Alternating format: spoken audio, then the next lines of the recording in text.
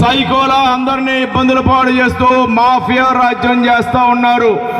ఎక్కడికక్కడ లేనిపోని సంస్కృతులతో ఈనాడు గంజాయి కూడా కొత్తపేట నియోజకవర్గంలో విచ్చలవిడిగా సరఫరా అవుతుందంటే దానికి బాధ్యులు ఎవరనేది ప్రజలు గమనించాలి.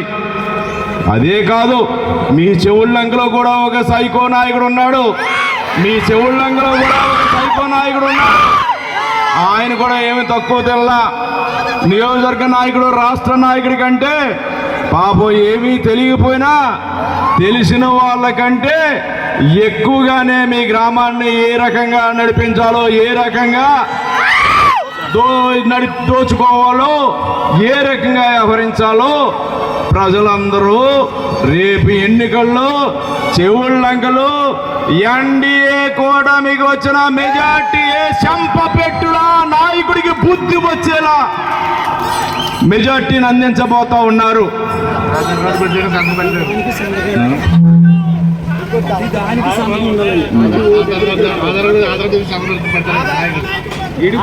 ఓహో, ఆధార్ కార్డు నాయకుడు అంటే ఇక్కడ ఉన్నారని మీ ఊళ్ళో అంత గొప్ప నాయకుడు.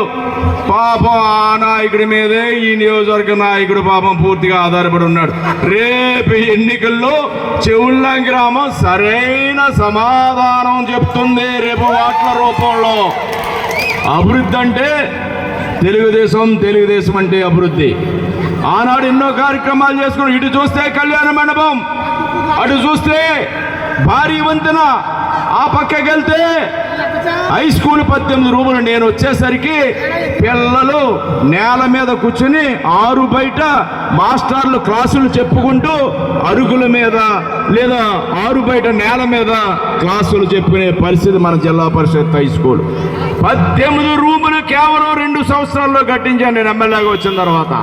స్కూల్ బిల్డింగ్లు కట్టించాం, వాటర్ ట్యాంక్ పూర్తి చేయించాం, పంచాయతీ భవనం పూర్తి చేయించాం, కాలనీలో స్థలాలు ఇచ్చి ఈనాడు బ్రహ్మాండంగా కాలనీ తయారైంది. సిమెంట్ రోడ్లు, ఇల్లు, కరెంటు అంటే అది ఆనాడు మనం చేసినటువంటి కృషి. అనేక సిమెంట్ రోడ్లు,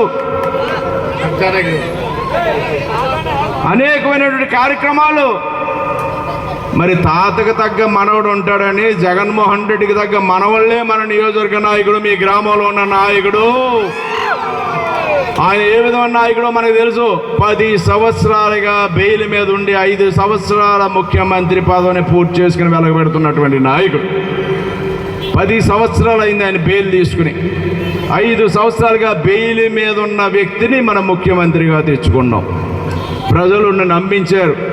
అదేవిధంగా మన నియోజకవర్గ నాయకుడు కానీ, మీ గ్రామాల్లో ఉన్న నాయకులు కానీ అదే తరహాలో వెళ్ళారు. నిజాలు ఇప్పుడు బయటపడుతున్నాయి, వాస్తవాలు ప్రజలు తెలుస్తున్నాయి.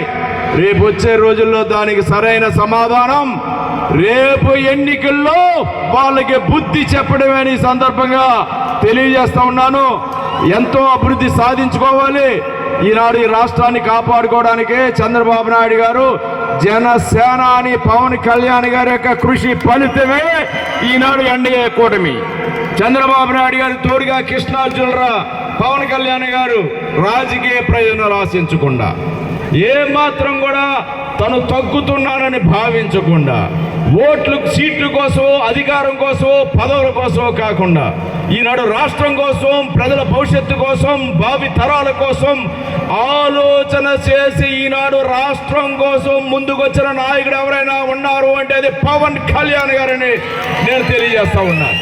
దానికి తోడు చంద్రబాబు నాయుడు గారు ఈ వయసులో అనేక అవమానాలు పొందుతూ ఈ యొక్క రాష్ట్రంలోని పరిస్థితులు చక్కదిద్దడం కోసం తప్పదు నడుం బిగించాలని అని ముందుకు వస్తానికి 10 సంవత్సరాలు లేదు 15 సంవత్సరాలు ముఖ్యమంత్రి చేశాడు. ఉమ్మడి రాష్ట్రంలో చేశాడు.